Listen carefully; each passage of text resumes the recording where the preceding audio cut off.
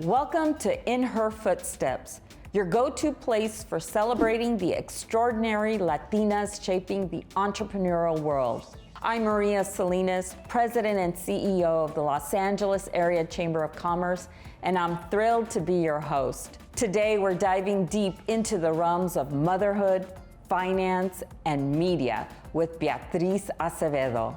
Get ready to explore how Beatriz is not only breaking barriers, but also tackling challenges that sometimes even stem from our own community. So without further ado, let's hear from the phenomenal Beatriz Acevedo. I was speaking at the White House when Michelle Obama was doing something for Latina and Black entrepreneurs for a couple of days in the White House. I was so excited to be invited. So I was there and there was this Latina who raised her hand and asked me, she's like, well, how have you been able to raise so much capital being a woman, being a Latina, having that accent and being so short? And I was like, what? But Fer, I'm not a person, well, you know me, I'm not somebody who's at a lack of words ever. But for that moment, I was, and this at the White House, right? And I was just and it's a Latina asking me this question. And, I thought about it for a couple minutes and I was like, you know what? The way I've done it is never feeling the way that you've described me. So when I walk into and maybe it was just arrogance or something, but I thought that's interesting how I've never felt less or smaller, or I had, my parents were always very much so whatever you put your mind to, you could do. Even though I had the worst voice for radio, it was so high pitched and I was always so nervous, and they're like, no, but if you practice long enough, if you have the passion, the hustle, you're gonna make it in life. So even when I, Magic Johnson, for example, on the height thing, I was like, I'm not that short, I'm 5'2". But I remember one time that Magic Johnson was an investor at Me Too, and I remember Magic was like, oh, let's take a picture at this conference where I met him. And when I even saw the picture, I didn't think oh my God, I'm so short. I was like, oh my God, Magic Johnson's so freaking tall. So I was just I think the way I've done it is that most people, when they are the first or the only ones in a room, they feel that intimidation. Oh my God, there's nobody like me. There's nobody like that. Nobody's like me. Nobody's of color. Nobody's a woman. Nobody's an immigrant. Nobody says old as me. Whatever I could think. But for me, I don't know why. I was and also remember, I come from Mexico. So I never grew up feeling different. In Mexico, everyone's Mexican, right? So I was it's very different than when you come here and people are no, there's nobody like you.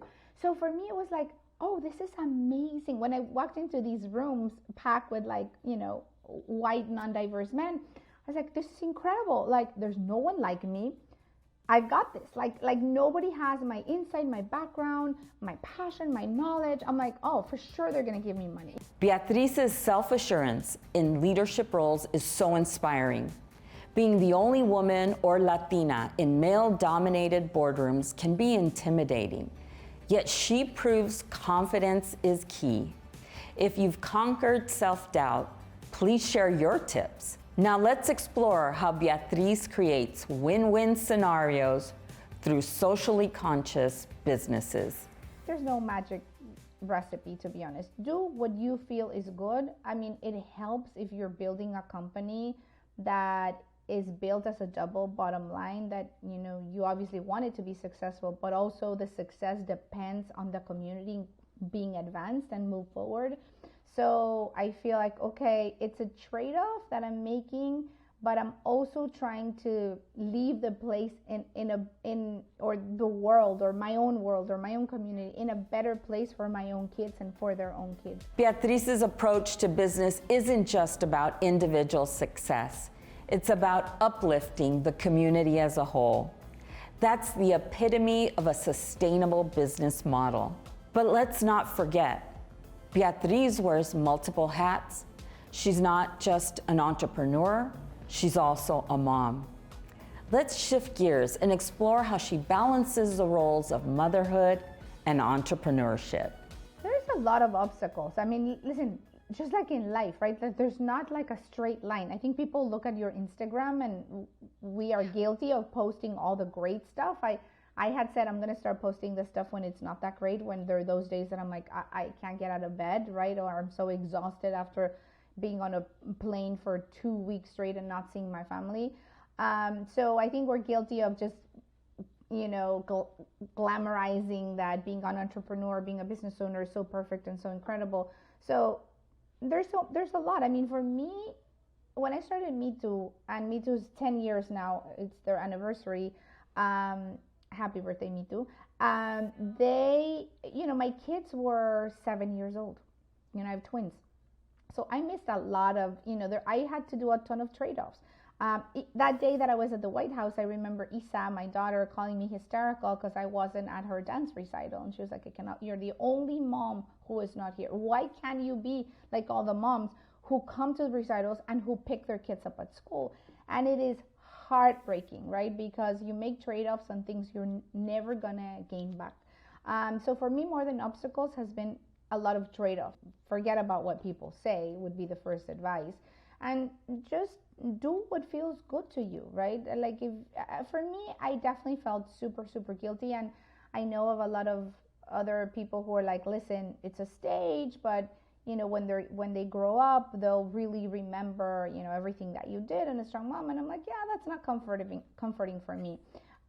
So, every day I try to, when I'm present, be very present, and try to spend as much time as I can. Now, sometimes I travel now with them now that they're looking at universities and I have to be speaking in different places. I'm like, great, I gotta be in Houston. Let's set up that tour of Rice. Or now I'm going to Atlanta Tuesday, and Isa's coming with me because she wants to see Emory. So try to fit in, travel and family time. But there's no magic recipe, to be honest. Kudos to Beatriz for being so open about the challenges of balance as an entrepreneur and mom. Her honesty is so refreshing. Tell us your strategies for finding harmony between your personal and professional worlds. Up next, Beatriz's incredible community impact through her business initiatives. We're also from a very different generation than our parents or our grandparents, where they were like, listen, that immigrant sort of mentality of like, keep your head down, don't speak up, calladita te ves más bonita, be grateful for what you're given. I mean, when you think about equal pay, I always think like, are there really men who every day wake up thinking, how do we pay Latinas out of everybody less? I'm like, of course there's a problem, right, in the way the U.S. works for all women. But I think there's a lot also in our upbringing. I mean, to this day, my mom's always like, ay, mija, she's mortified of my, crazy energy. Or she's like, ay, no te vayan a regresar a México. I'm like, Mom, like, it's fine. But she still is very anxious. And it's normal, right? Of like older generations who were like, and I think it's not just Latinos. I think it's a lot of immigrant groups who are, keep your head down, be grateful, don't make any waves.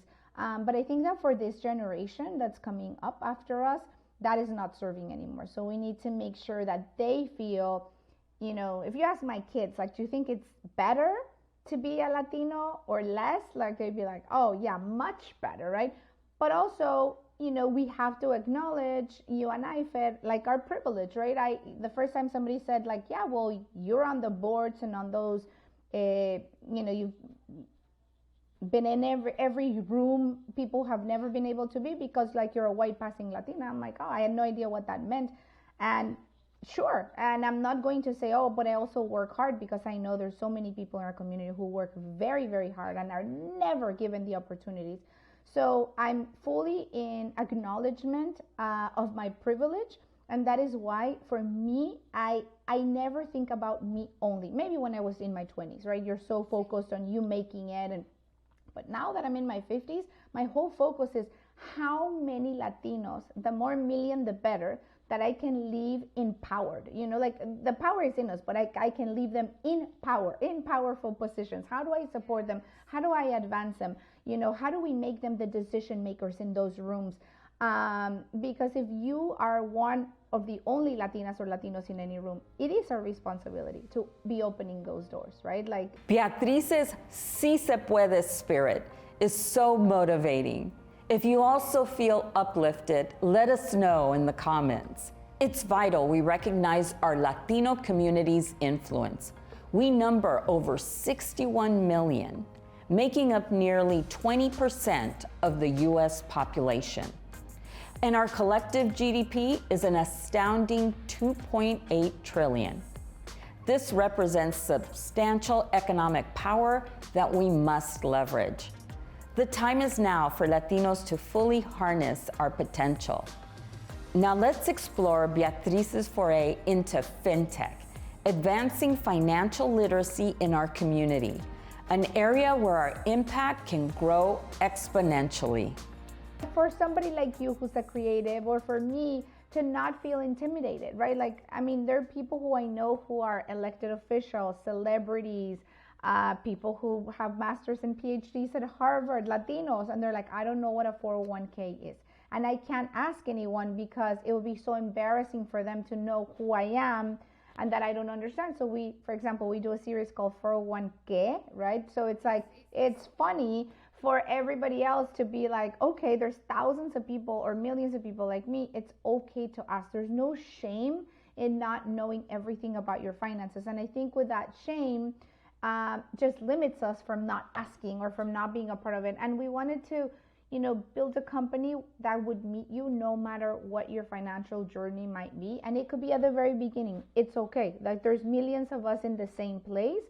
And in a way, for me to be CEO of a company like that, obviously we have people who are financial experts who build our products, but I'm learning too, right? I mean, people in our company who are incredibly successful are learning too, and have started to invest and started to save for retirement and all the things that we never did before. So in a way, it's almost like, okay, if we get it and our moms and our abuelitas get it, we actually taught two abuelitas how to open a wallet and what was a wallet and why they needed it. And I'm like, if our abuelita can do it, you can do it. So it's always super fun and super easy. What an inspirational journey with Beatriz today.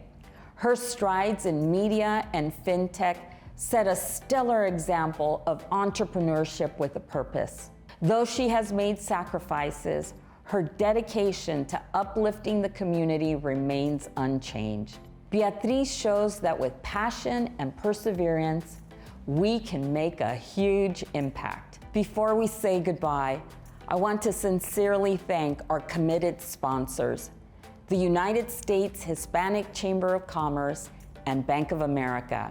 Your support for elevating Latina entrepreneurs is invaluable. Much appreciation to our production team at MNW Creative Studios, Identity, and director Rico Moreno for bringing these stories to life. As we wrap up, remember these narratives are meant to uplift and inspire you. Please like, share, and comment if today's stories resonated with you. And consider joining your local chamber too, where community and resources are there for you. This is Maria Salinas signing off. Keep your ambitions high and determination strong. Until the next time.